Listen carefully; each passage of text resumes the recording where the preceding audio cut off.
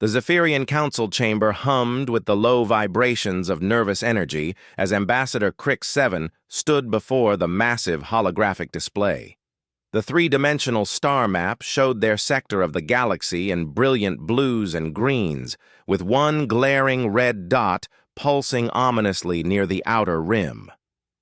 The situation on Kepler 442b has deteriorated beyond our projections, Crick 7 announced, his crystalline voice echoing through the chamber. The other council members, representing 12 different species from across the Galactic Federation, shifted in their seats with visible discomfort. Councillor Vexira, a tall being with iridescent scales that changed color with her emotions, leaned forward. How bad is the pirate infestation? Our trade routes through that system are vital for the outer colonies. Bad enough that 3 of our patrol fleets have been completely destroyed, Crick 7 replied grimly. The Crimson Raiders have somehow acquired military-grade weapons and shields. They're not just pirates anymore. They're a full-scale rebellion. The chamber fell silent except for the quiet hum of the environmental systems. Kepler 442b was supposed to be a simple mining world, rich in rare minerals, but lightly populated. The idea that a group of pirates could pose such a significant threat to Federation forces seemed impossible just months ago. Councillor Threx, whose tentacled form writhed with anxiety, spoke up. What about reinforcements?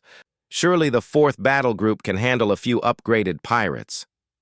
The 4th Battle Group engaged them last week, Crick 7 said, manipulating the holographic display to show recent battle footage. The pirates didn't just fight back, they won, decisively. The recordings showed Federation starships, proud vessels that had maintained peace across hundreds of systems, being systematically destroyed by smaller, more agile craft. The pirates moved with tactical precision that suggested military training far beyond anything the Federation had encountered from criminal organizations.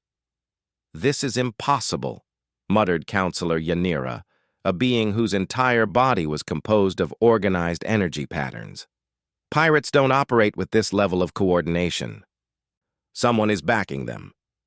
Our intelligence suggests the Crimson Raiders have made contact with the Void Syndicate, Crick 7 continued. They're receiving advanced weaponry, tactical training, and possibly military advisors from outside our sector. The mention of the Void Syndicate sent ripples of fear through the chamber.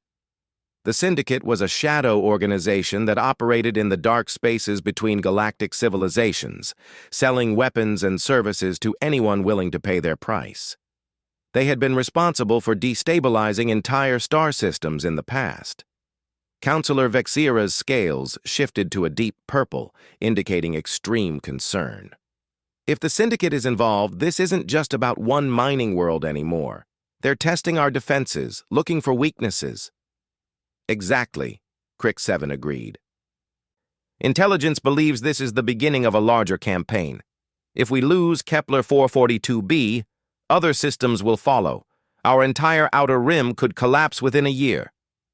The gravity of the situation settled over the chamber like a heavy blanket. The Federation had enjoyed nearly 2 centuries of relative peace, with only minor conflicts to manage. The idea of a real war, with organized enemies using advanced tactics and weapons, was something most council members had never seriously considered. What options do we have? Asked Councillor Threx.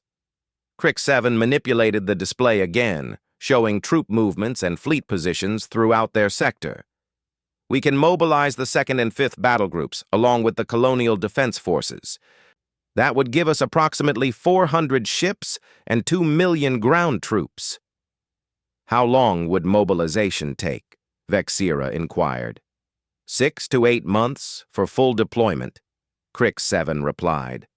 The problem is, our intelligence suggests the pirates will have overrun the entire system within 4 months. By the time our forces arrive, they'll be facing a fully entrenched enemy with control of the high ground.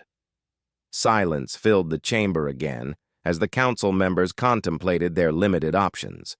The Federation's military was powerful, but designed for peacekeeping and defense, not rapid deployment against a determined enemy. Counselor Yanira's energy patterns flickered with uncertainty. What about mercenary forces? There are several groups that specialize in rapid intervention. We've considered that option, Crick 7 said. The best mercenary companies are either already contracted elsewhere or are demanding prices that would bankrupt three-star systems. The few available groups don't have the firepower to face what the pirates have become. Another long pause settled over the chamber. The Federation prided itself on diplomatic solutions and peaceful resolution of conflicts. The idea that they might simply not have enough firepower to solve a problem was alien to most council members. It was Counselor Zoreth who finally spoke up. Zoreth was the oldest member of the council, representing a species that had joined the Federation nearly 300 years ago. His voice carried the weight of centuries of experience. "There is another option," Zoreth said slowly, his ancient voice barely above a whisper. "One that we have never used because we hoped we would never need to." Every eye in the chamber turned toward the elderly counselor. Zoreth reached into his ceremonial robes and withdrew a small, crystalline device that seemed to absorb light rather than reflect it. "What is that?" Vexira asked, her scales shifting to a curious yellow-green. "Emergency Protocol 7, Zoreth replied. "The off-limits protocol." A collective gasp echoed through the chamber. Even Crick 7, who had access to the highest levels of Federation security, had only heard whispers about Protocol 7. "That protocol was sealed for a reason," Counselor Threx protested, his tentacles writhing with agitation. "The records say it should never be used except in the most dire circumstances." "Are these not dire circumstances?" Zoreth asked calmly. "We face an enemy that has proven capable of destroying our fleets. Our conventional options will take too long to implement. Our people on Kepler 442b are dying while we debate." Crick 7 stepped forward, staring at the strange device. "What exactly is Protocol 7? The files I have access to are completely redacted." Zoreth held up the crystalline device, letting its dark surface catch what little light it could. 3 centuries ago, when the Federation was first formed, our predecessors encountered a species that was different. They called themselves Terrans, though most knew them as humans. "I've never heard of this species," Vexira said, her scales now shifting between colors rapidly, indicating high stress. "Very few have," Zoreth continued. "The humans were unlike any species we had encountered.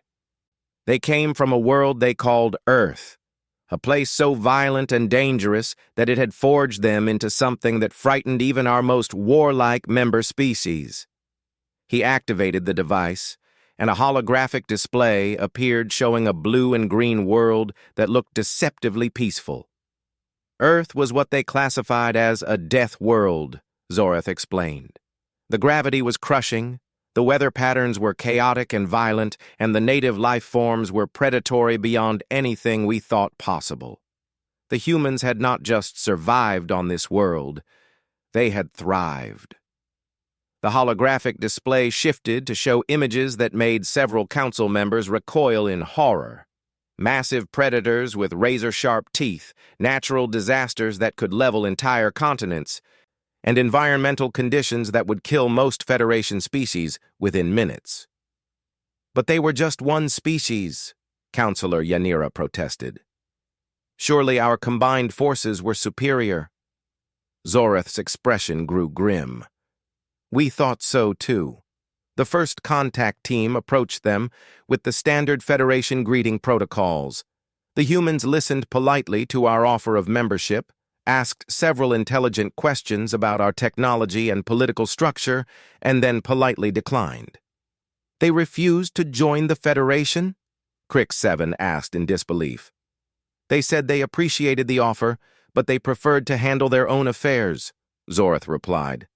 "Our contact team interpreted this as primitive isolationism. They were incorrect." The holographic display changed again, showing what appeared to be battle footage. Federation ships, Cutting-edge vessels from 3 centuries ago were engaging smaller, cruder-looking craft. The council of that era decided that the humans were too dangerous to leave unmonitored and too primitive to negotiate with as equals, Zorath continued. They sent the 7th Fleet to establish a monitoring station in the human system. The battle footage showed the Federation fleet approaching Earth with clear technological superiority. Their ships were larger, more advanced, and more heavily armed than anything the humans possessed. What happened? Vexira whispered, though her changing scale colors suggested she already suspected the answer. The humans destroyed the entire 7th Fleet in less than 6 hours, Zorath said quietly. Not damaged, not defeated, destroyed. Every ship, every crew member, every drone and probe we sent. The chamber fell completely silent. The idea that a single species could destroy an entire Federation fleet was so far outside their understanding that most council members couldn't process it. The humans used tactics we had never encountered, Zorath continued. They didn't just fight our ships, they studied them during the battle. They adapted their strategies in real time, turning our own technological advantages against us. They used their own vessels as weapons, ramming our ships after evacuating their crews in escape pods that our sensors couldn't track. Counselor Threx's tentacles had gone completely still, a sign of extreme shock in his species. How is this possible? Our records show no evidence of this battle. Because it was classified under Protocol 7, Zorath explained. The survivors of the engagement reported that the humans had broadcast a simple message after the battle was over. He manipulated the device again, and an audio recording began to play. The voice was clearly alien, but speaking in perfect Federation standard, the diplomatic language used for all interspecies communication. This is Commander Sarah Chen of the Earth Defense Force. We told your people we preferred to handle our own affairs. This was not a challenge. It was a warning. Leave us alone, and we will leave you alone. Return to our system with hostile intent, and we will consider it an act of war. The recording continued. We understand that your Federation is used to dealing with species that need your guidance and protection.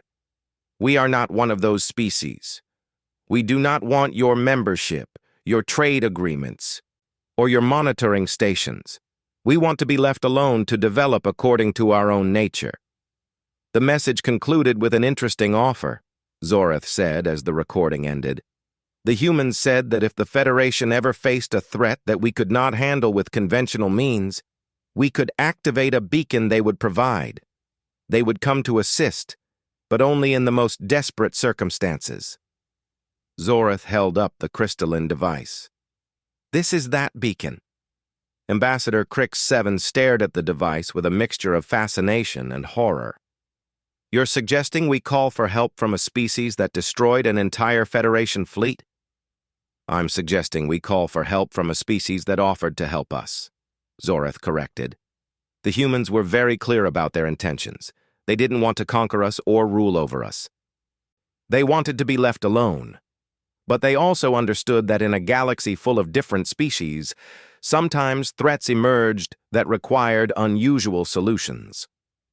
Counselor Vexira's scales had settled into a steady blue, indicating deep thought.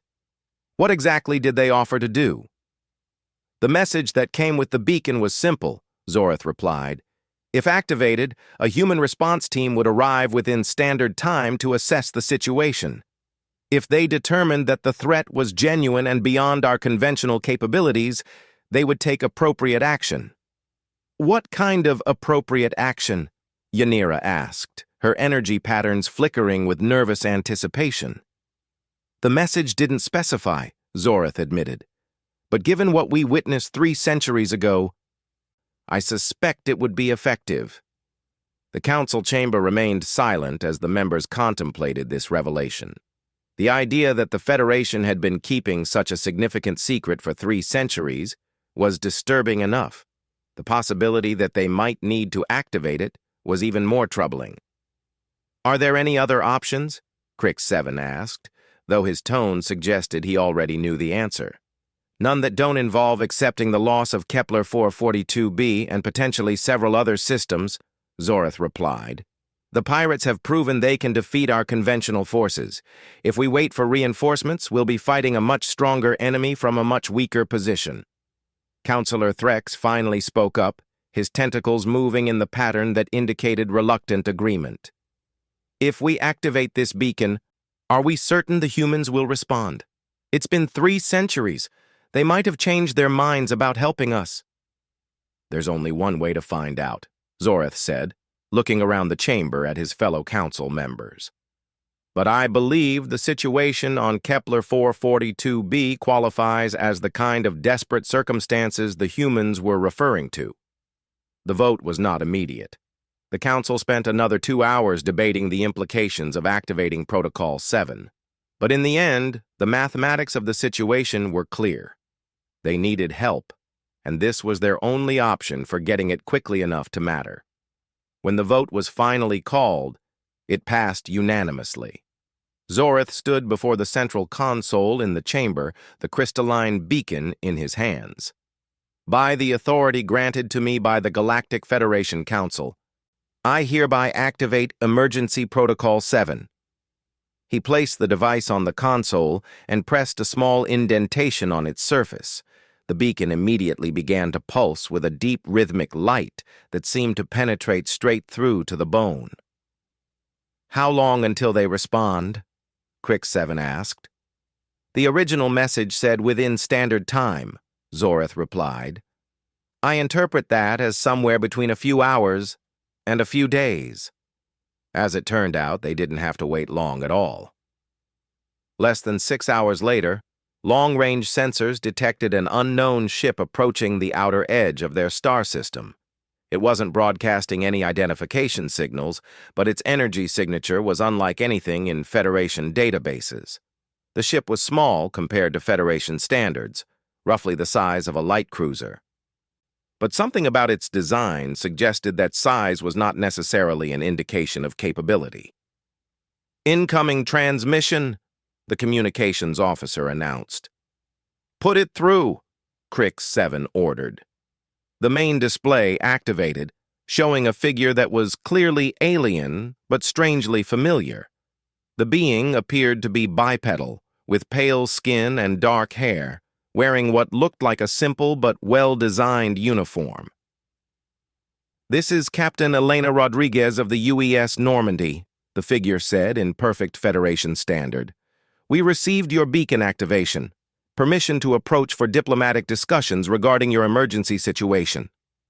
The voice was calm, professional, and carried an undertone of absolute confidence that was both reassuring and slightly intimidating.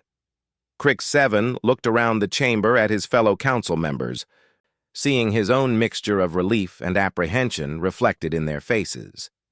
Permission granted, Captain Rodriguez, he replied. We'll escort you to Docking Bay 7. Acknowledged, the human captain responded. We'll be there in 30 minutes. And council members, thank you for waiting this long before activating the beacon. We know this couldn't have been an easy decision. The transmission ended, leaving the council chamber in contemplative silence. In 30 minutes, they would meet the first human to set foot on a Federation world in 3 centuries. None of them could have predicted what would happen next. Captain Elena Rodriguez stepped through the airlock with the kind of measured confidence that comes from years of experience in hostile environments. She was followed by 2 other humans, a tall male with cybernetic implants along his jaw, and a shorter female whose eyes seemed to constantly scan their surroundings with analytical precision. Ambassador Crick-7 had assembled a formal reception committee, but he found himself momentarily speechless as he observed the humans up close. They looked deceptively similar to several Federation species, yet something about their bearing suggested an underlying predatory nature that made his primitive survival instincts activate. Ambassador Crick-7, I presume, Captain Rodriguez said, extending her hand in what Crick-7 recognized as a human greeting gesture. I'm Elena Rodriguez, and this is Lieutenant Commander Marcus Webb and Intelligence Specialist Sarah Kim. Crick 7 accepted the handshake, noting that the human's grip was firm but not aggressive. Welcome to Federation Station Alpha. I must admit, Captain, your arrival is both relief and uncertainty for us. Understandable, Rodriguez replied with a slight smile. We know our first contact wasn't exactly smooth, but that was a long time ago and we're here to help, not to rehash old misunderstandings. Lieutenant Commander Webb stepped forward, his cybernetic enhancements glinting under the station's lighting.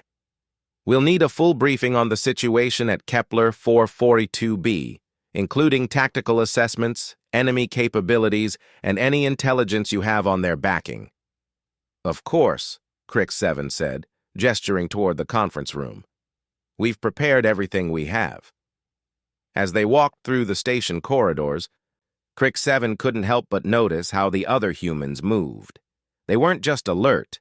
They were constantly processing their environment, calculating angles and distances, identifying potential threats and escape routes. It was like watching apex predators who had learned to wear the mask of civilization. The conference room had been set up with holographic displays showing everything the Federation knew about the Crimson Raiders. Captain Rodriguez and her team took seats across from the Federation officials, their posture relaxed but ready. Before we begin, Rodriguez said, I want to be clear about our role here. We're not here to take over your operation or impose human solutions on a Federation problem. We're here to assess whether this situation represents the kind of threat that requires our particular skill set. Counselor Vexira, who had joined the briefing, leaned forward. What exactly is your skill set, Captain? Our records from 3 centuries ago are limited. Intelligence Specialist Kim spoke up for the first time, her voice carrying the same confident undertone as her companions. Human military doctrine is based on assumptions that most Federation species find uncomfortable. We assume that any conflict will be fought against enemies who are stronger, better equipped, and more numerous than we are. How is that an advantage? Vexira asked, her scales shifting to a confused orange pattern. Because it forces us to think creatively, Webb replied. When you can't win through superior firepower, you have to win through superior tactics, better intelligence, and the willingness to take risks that your enemies won't take. Rodriguez activated a small device that projected a 3-dimensional map of the Kepler 442 system. Show us what you're dealing with. Crick 7 began the briefing, detailing the progression of pirate activities from minor raids to full-scale military operations. The humans listened without interruption, but Kim occasionally made notes on a device that seemed to record not just audio, but some form of tactical analysis. The Crimson Raiders started as a typical pirate organization 18 months ago, Crick 7 explained. Small raids on mining operations, kidnapping for ransom, standard criminal activities. But 6 months ago, their capabilities began to change dramatically. The holographic display showed footage of recent pirate attacks. Instead of the chaotic, unorganized assaults typical of criminal groups, the raiders moved with military precision. Their ships worked in coordinated squadrons, using advanced tactics to isolate and destroy Federation patrol vessels. This is when you suspect Void Syndicate involvement? Rodriguez asked. Yes. Intelligence indicates the raiders made contact with Syndicate operatives around the same time their capabilities began to improve, Crick 7 confirmed. They acquired military-grade weapons, shield generators, and what appears to be formal tactical training. Webb leaned back in his chair, studying the battle footage with professional interest. Your patrol ships are designed for peacekeeping operations against lightly armed criminals. These raiders are fighting like a proper military force. Exactly our assessment, Crick 7 agreed. When we sent the 4th Battle Group to deal with them, we expected a quick resolution. Instead, we lost 3 heavy cruisers and 2 destroyer squadrons. Kim looked up from her notes. Can you show us the tactical recordings from that engagement? The holographic display shifted to show the 4th Battle Group's final battle. Federation ships approached the pirate stronghold in standard formation, expecting to overwhelm the enemy through superior firepower and defensive capabilities.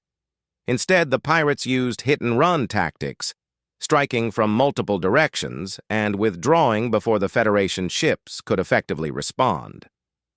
They targeted specific systems, weapons, shields, engines, rather than trying to destroy entire ships immediately. Interesting, Rodriguez murmured. They're fighting to disable first, destroy second. That suggests they want to capture your ships intact. For what purpose? Vexira asked. Technology acquisition, Webb said immediately. They're studying your defensive systems, learning your tactical patterns, and probably reverse engineering your weapons. Every engagement makes them stronger while making you weaker, Kim added. It's a feedback loop that will eventually reach a point where you can't match them even with superior numbers. The grim accuracy of this assessment settled over the Federation officials like a cold blanket. It was exactly what their own military analysts had concluded, but hearing it stated so matter-of-factly by the humans somehow made it more real. What do you recommend? Crick 7 asked. Rodriguez stood and walked to the holographic display, studying the tactical data with an intensity that made the air in the room feel charged. First, we need to see this for ourselves. Our ship will conduct a reconnaissance mission to the Kepler 442 system. That's extremely dangerous, Vexira protested. The pirates have destroyed or captured every ship that's entered that system in the last month. Maybe, Rodriguez replied calmly, but your ships were designed for different purposes than ours. We'll go in dark, gather intelligence, and report back.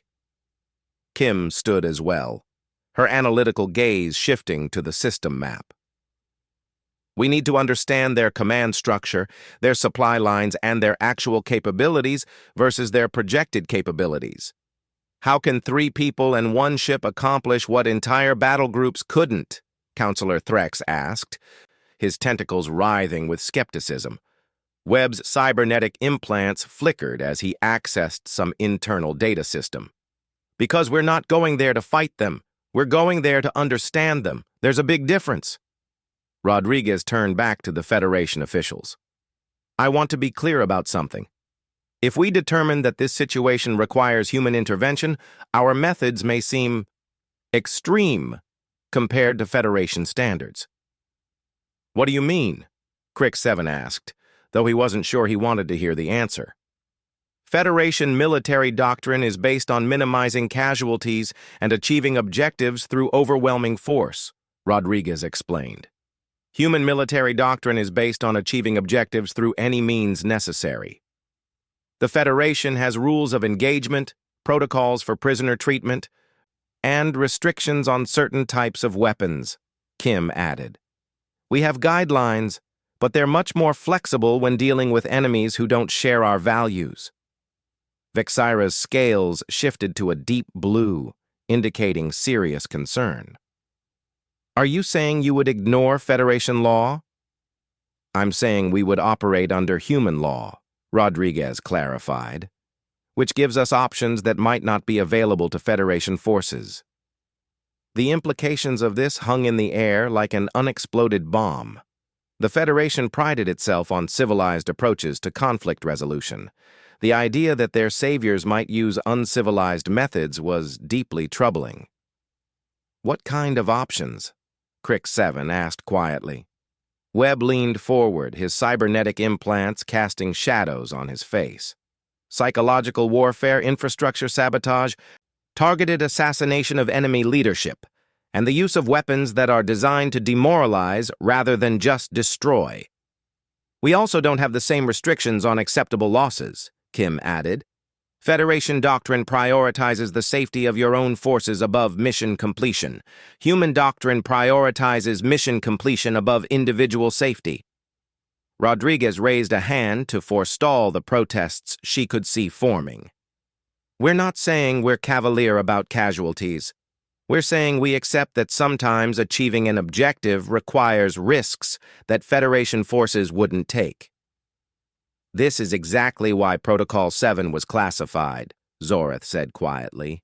Our predecessors understood that humans fight wars differently than we do. Different doesn't mean wrong, Rodriguez replied. It just means we have different priorities. Your way of fighting preserves more lives in the short term. Our way of fighting ends conflicts faster and prevents them from spreading. The room fell silent as the Federation officials contemplated this philosophical divide. They needed human help, but accepting it meant accepting human methods. If we authorize your reconnaissance mission, Crick 7 said carefully, what happens next? We gather intelligence for 72 hours, return here, and present our assessment, Rodriguez replied. If we determine that the situation is beyond Federation capabilities, we'll present a plan for resolution. You can accept or reject that plan. And if we reject it, Vexira asked. Then we wish you luck and return to our own space, Rodriguez said simply. We don't impose our help on people who don't want it. Webb checked his chronometer. We should leave within the hour if we're going to maintain operational security. The longer we stay here, the more likely it is that Syndicate agents will detect our presence. You think there are Syndicate operatives on this station? Crick 7 asked in alarm. I think the Syndicate is too professional to launch an operation like this without intelligence assets throughout Federation space, Kim replied.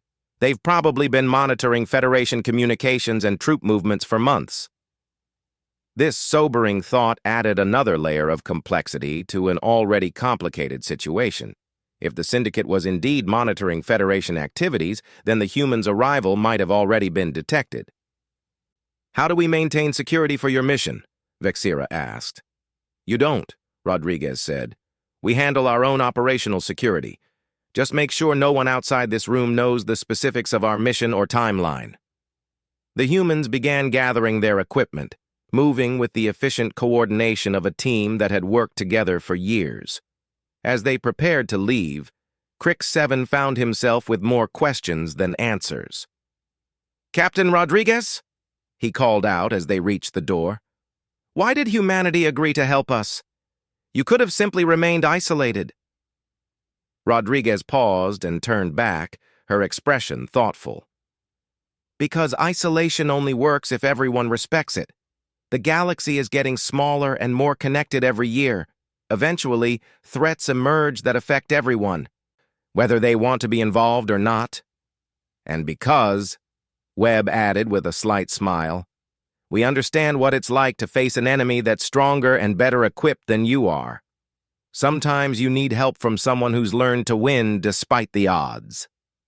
After the humans left, the Federation officials remained in the conference room, staring at the holographic displays that now seemed inadequate to capture the complexity of their situation. Did we make the right choice? Vexira asked, her scales cycling through uncertain color patterns. I don't know, Crick 7 admitted. But I know we didn't have any other choices. Zoreth, who had remained quiet throughout most of the briefing, finally spoke. 3 centuries ago, we learned that humans fight differently than we do. Today, we learned that they think differently than we do. The question is whether those differences are what we need to solve this problem. Outside the station, the UES Normandy departed for the Kepler 442 system. From the outside, it looked like an unremarkable vessel, sleek but not impressive, armed but not heavily so.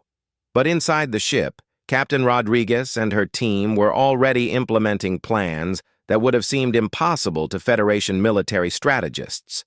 They weren't just going to observe the enemy. They were going to get inside the enemy's head, understand their motivations and weaknesses, and find the pressure points that would bring down the entire operation. The pirates and their syndicate backers had proven they could defeat Federation forces through superior tactics and advanced technology. They were about to learn that humans had been fighting enemies with superior tactics and advanced technology for millennia. The difference was that humans had gotten very, very good at it. As the Normandy entered hyperspace, its destination was a star system where the fate of the Federation's outer rim would be decided. But the real battle wouldn't be fought with ships and energy weapons. It would be fought in the spaces between certainty and doubt, between what the enemy expected and what they would actually face. And in those spaces, humans had always excelled. 71 hours after departing Federation Station Alpha, the UES Normandy materialized in normal space at the edge of the Kepler 442 system. Unlike the dramatic arrivals typical of military vessels, the Normandy appeared with barely a whisper of energy discharge. Its stealth systems already engaged. Captain Rodriguez stood on the bridge, studying the tactical displays that showed a system transformed by war. What had once been a peaceful mining operation now resembled a fortress, with the pirates having established defensive positions throughout the asteroid belt and around the primary mining station. Impressive, Lieutenant Commander Webb noted, his cybernetic implants interfacing directly with the ship's sensor array. They've turned this entire system into a defensive maze. Any conventional assault would face overlapping fields of fire from multiple directions. Intelligence Specialist Kim highlighted various points on the tactical display. Count 47 armed vessels of various classes, plus the converted mining station serving as their primary base. They've got early warning sensors deployed at all the hyperspace jump points. Except the one we just used, Rodriguez observed. They probably consider it too close to the system's primary star for safe navigation, Webb explained. Standard Federation doctrine would classify it as a high-risk entry point. Rodriguez smiled coldly. Good thing we're not using standard Federation doctrine. Kim, what's your assessment of their command structure? Kim manipulated the display to show communication patterns between the pirate vessels. Centralized but flexible. All major tactical decisions flow through the converted mining station, but individual ship commanders have latitude for immediate tactical responses. Classic syndicate training, Webb noted. They've taught these pirates to think like a real military force instead of a criminal organization. Which gives us our entry point, Rodriguez said. Criminals expect other criminals. Military forces expect other military forces. They're not expecting us. The Normandy moved deeper into the system using a flight pattern that mimicked natural gravitational drift. The ship's advanced stealth systems rendered it nearly invisible to conventional sensors, while its crew gathered detailed intelligence on pirate positions, communication protocols, and defensive capabilities.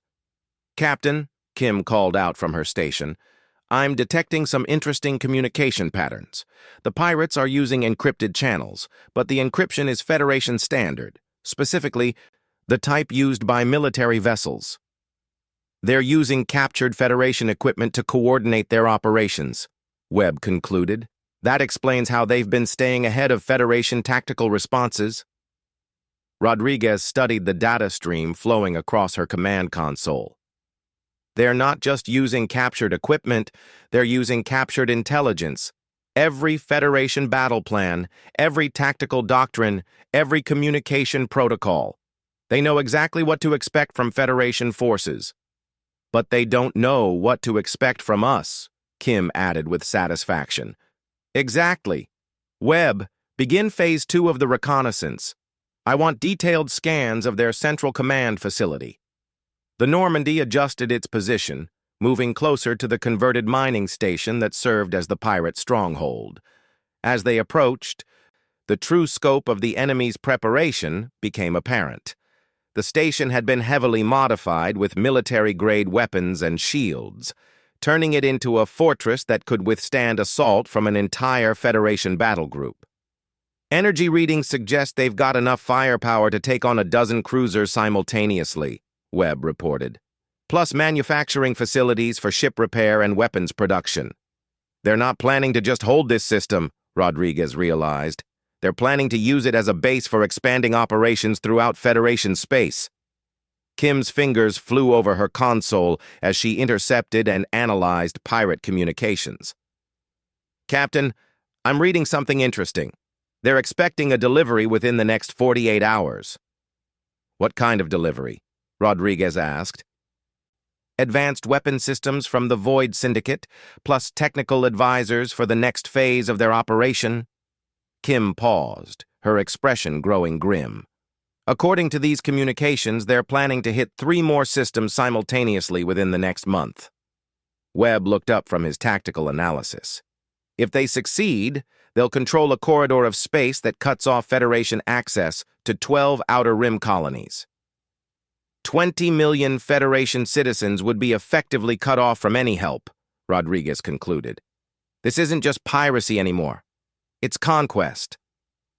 The 3 humans exchanged glances that spoke of years of shared experience in impossible situations.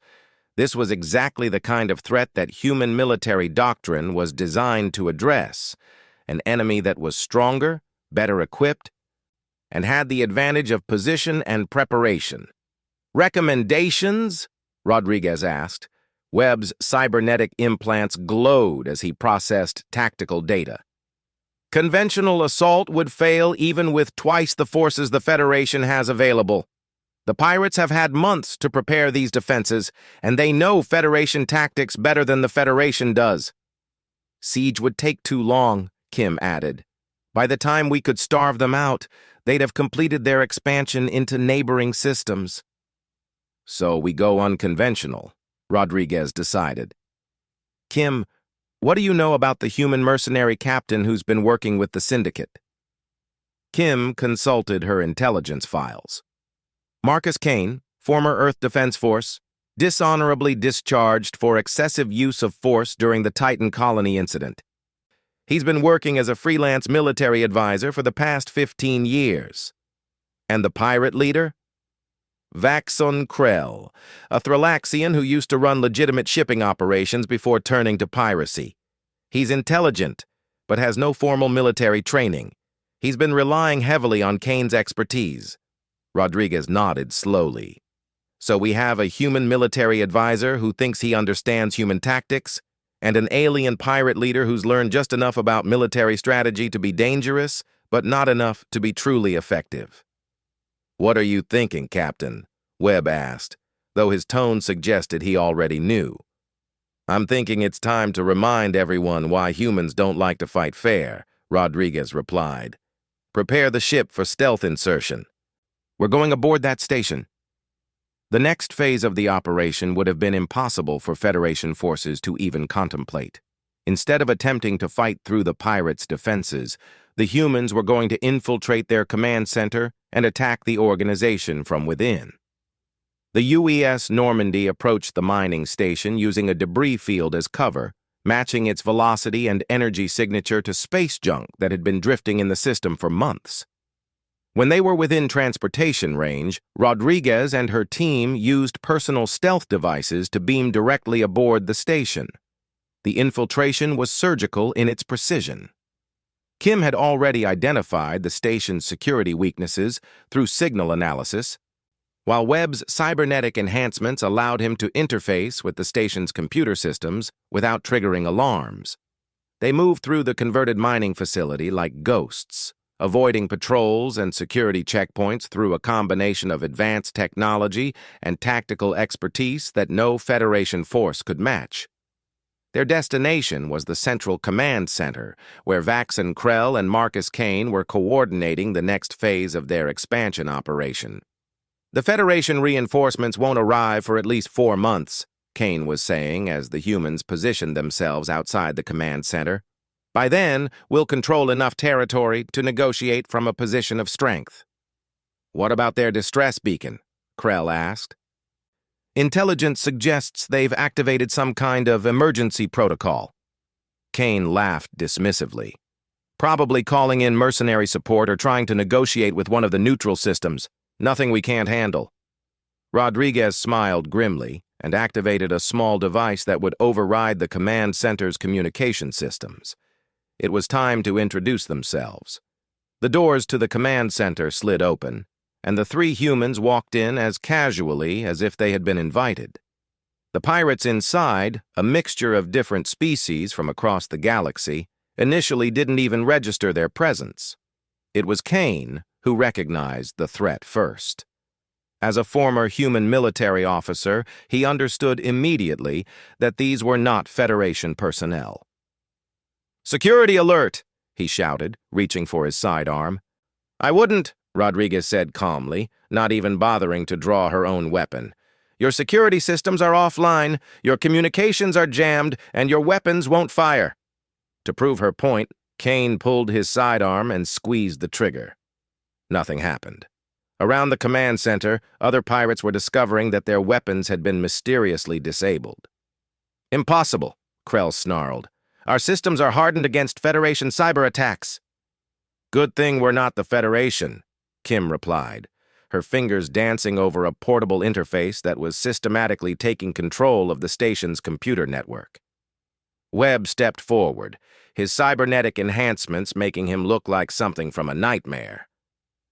"Marcus Kane, former Earth Defense Force captain, dishonorably discharged for the unnecessary deaths of 300 civilians during the Titan colony suppression." Kane's face went pale. "You're EDF." "Were," Rodriguez corrected. "Now we're something else entirely. And you, Captain Kane, have been teaching these pirates how to fight humans using human tactics." "Which might have worked," Webb continued, "if they were fighting the kind of humans you remember from 15 years ago." Kim completed her cyber intrusion and looked up with satisfaction. "Full system access, Captain. I have control of their weapons, shields, life support, and communications." "Excellent," Rodriguez replied. "Now, gentlemen, let's discuss the terms of your surrender." Krell's scales shifted to an angry red pattern. "Surrender? 3 humans think they can demand the surrender of 50 ships and 3,000 pirates?" "Not demand," Rodriguez corrected. "Negotiate." She activated a holographic display that showed the current positions of all pirate vessels in the system. As they watched, the icons began changing color from green to red. "What's happening?" Kane demanded. "My colleague has just uploaded a virus into your computer network," Rodriguez explained. "It's currently spreading to every ship in your fleet through your communication links. In about 10 minutes, you'll lose control of weapons, navigation, and life support on every vessel in your organization." "That's impossible," Kane protested. "Our systems are isolated." "We're isolated," Kim corrected. "But you made the mistake of using a centralized command structure with constant communication updates. Every time one of your ships reported in, they created a pathway for our virus to spread." Webb checked his chronometer. 8 minutes now." "You're bluffing," Krell said, but his voice lacked conviction. Rodriguez activated another display, this one showing the internal systems of the nearest pirate vessel. As they watched, the ship's weapons powered down, followed by its engines and defensive shields. 7 minutes, Webb announced. "What do you want?" Kane asked, his tactical mind already calculating the hopelessness of their situation. "Complete surrender of all forces, return of all stolen Federation property, and the location of all Void Syndicate contacts and supply routes," Rodriguez replied. "And if we refuse?" Krell demanded. "Then in 6 minutes you'll all be floating in space with no power, no weapons, and no life support," Kim said matter-of-factly. "The Federation can collect your ships at their leisure." "You can't do this!" Krell shouted. "There are rules of war, protocols for prisoner treatment." "Federation rules," Rodriguez agreed. "But we're not Federation forces. We're human military operating under human authority." "Which means," Webb added, "we have different rules about acceptable losses and collateral damage." The command center fell silent, except for the quiet hum of electronics and the increasingly frantic communications from pirate ships throughout the system as their crews discovered that their vessels were no longer under their control.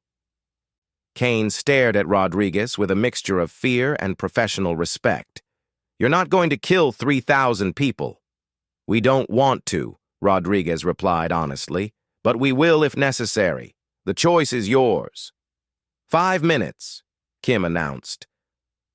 Krell looked around the command center, seeing his revolution crumbling in real time. What guarantees do we have that the Federation will honor their prisoner protocols? None, Rodriguez said bluntly. But you have my word that if you surrender now, we'll ensure you're treated according to standard Federation law rather than human military law. What's the difference? Kane asked. Federation law focuses on rehabilitation and eventual reintegration, Webb explained. Human military law focuses on making sure you never threaten anyone ever again. 4 minutes. The psychological pressure was unbearable. Throughout the system, pirate crews were reporting system failures that their own technicians couldn't explain or repair. The virus was working exactly as designed, turning their own technology against them. I surrender, Kane said quietly. All forces under my command hereby surrender to whoever you represent. The Terran Union, Rodriguez replied, acting under emergency protocols authorized by the Galactic Federation. Krell's shoulders sagged in defeat. I also surrender.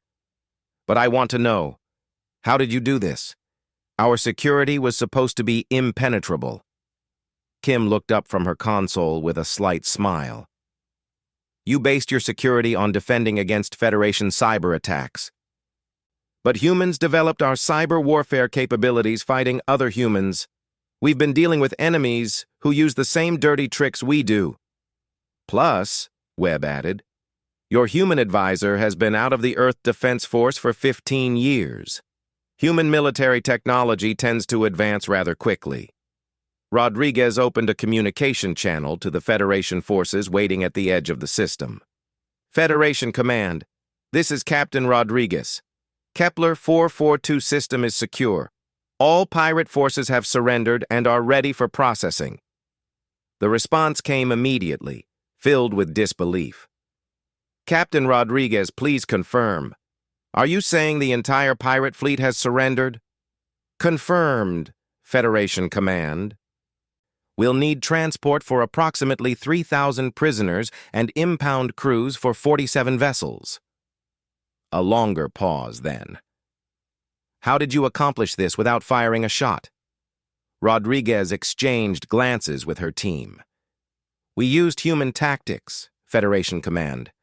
I'll provide a full briefing when you arrive. Over the next several hours, Federation forces arrived to take custody of the surrendering pirates. The Void Syndicate advisors, who were en route to deliver advanced weapons, were intercepted by human forces who had been monitoring their approach through the captured communication networks. The intelligence gathered from the pirate operation led to the discovery and shutdown of Syndicate cells throughout Federation space, preventing what would have been a coordinated assault on multiple star systems. When Ambassador Crick 7 arrived to personally oversee the transfer of prisoners, he found the 3 humans quietly preparing for departure. Captain Rodriguez, he called out as they prepared to return to their ship. On behalf of the Galactic Federation, I want to thank you for your assistance. Just doing our job, Ambassador, Rodriguez replied. I have to ask, was there really a virus in their computer systems? Kim smiled and held up a small device. There is now. We thought it was important to make good on our promises. Webb checked his equipment one final time. The virus will self-delete in 72 hours, leaving their computer systems functional but clean of any syndicate programming. What happens now? Crick 7 asked. Will humanity remain in contact with the Federation? Rodriguez considered the question carefully. We'll go back to our own space and our own affairs. But if you face another threat like this, something that requires unconventional solutions, you know how to reach us. And if we don't, Crick 7 asked, if we try to handle future threats using conventional Federation methods, then you'll handle them or you won't, Rodriguez said simply. That's your choice to make. We're not here to run your civilization for you.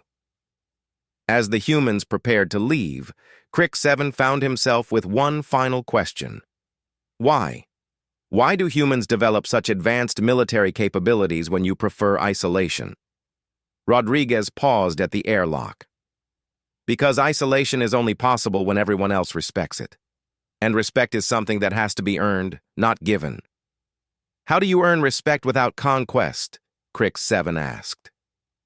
By being so good at something that nobody wants to test you, Webb replied. War is what we're good at. We don't want to fight wars, but we want to be so obviously capable of winning them that nobody starts them. It's a philosophy that served us well, Kim added. For 3 centuries, nobody has attacked Earth or any human colony, not because they couldn't, but because they knew it wouldn't end well for them.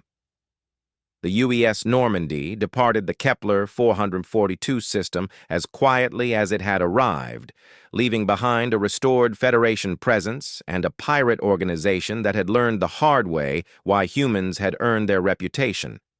In the years that followed, word of what had happened at Kepler 442 spread throughout the galactic community. The story grew with each telling, but the core message remained the same. Humans were not to be underestimated, and they were very, very good at solving problems that couldn't be solved through conventional means. The Federation never had to activate Protocol 7 again, not because threats never emerged, but because the knowledge that humans could be called upon if necessary was enough to deter most potential aggressors. The off-limits button remained available, unused but not forgotten, a reminder that in a galaxy full of different ways of thinking and fighting, sometimes the most effective solutions came from those who approached problems from unexpected directions. And in the quiet spaces between star systems, human ships continued their patrols, watching for threats that might require their particular brand of problem-solving. They preferred to remain unseen and uninvolved, but they were always ready to remind the galaxy why some buttons should never be pushed. The Terrans had arrived not with conquest in mind, but with a simple message. There were consequences for threatening those under their protection, and those consequences would be swift, decisive, and utterly unavoidable. Most importantly, they had proven that sometimes the best way to keep the peace was to be better at war than anyone else wanted to find out.